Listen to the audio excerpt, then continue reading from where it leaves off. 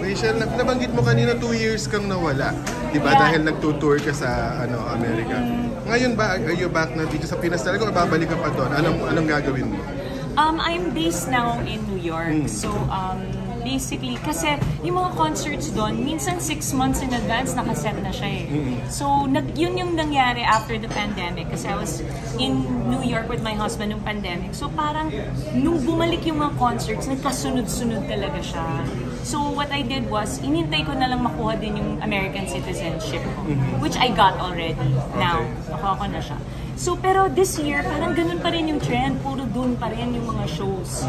Pero I still come back kasi yung family ko naman talaga nandito. Umuwi ako para sa birthday ng lola ko recently.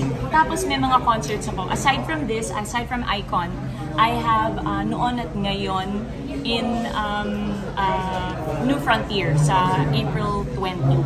Okay, Kasama naman yung dad ko. Kasama din si Gino doon. Okay. Na-miss mo mag-perform sa Pilipinas, Pinoy audience, ganyan na-miss mo? Yeah, kasi nowadays, parang ever since umalis ako, the last couple of years, parang isa-isang concert lang. Bumabalik naman ako kasi, di ba? Pero yun nga, parang ito yung medyo big concert kasi major concert ni Randy. And it's like a coming home talaga kasi kanina, di ba, nabanggit ko na when I was 17 years old, nag-uumpisa pa lang ako, yung career ko, nag-uumpisa pa lang talaga umakyat. Si Randy talaga yung parang biggest star at that time. And parang it was such a good opportunity for me to be introduced to his audience and all that. So parang it's like a big reunion for me. Parang yeah. May teleserye ako and movie ka pa kayo? Yun, that's the thing nga. So ever since natapos yung teleserye that I did 2 years ago, matagal na, di ba?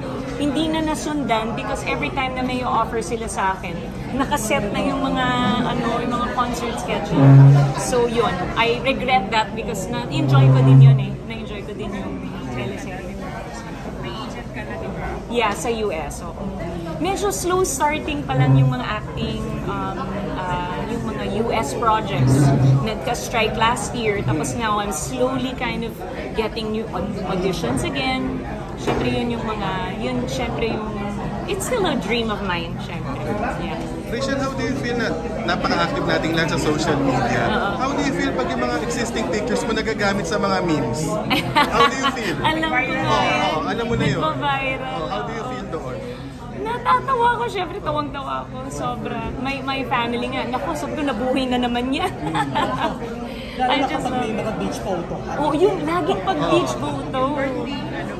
Oo, yung birthday photos. Tawang-tawa ko dun sa hashtag Let Lenny Swim. Tawang-tawa ko dun.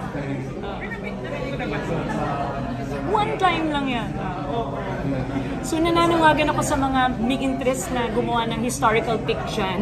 Biopic. Kasi dito ako. Pwede, no? Nandito ako, why not? Kahit musical pa. O musical, di ba? Why not? Okay. Rachel, you said na US citizen ka na. Yes. Kwento naman, so ano yun? Dalawa na yung citizenship mo, just to be clear? Or naging Yes. American citizen ka na talaga? Oo. So I'm a dual citizen kasi Filipino citizen pa rin naman ako. I still keep a residence dito sa Philippines.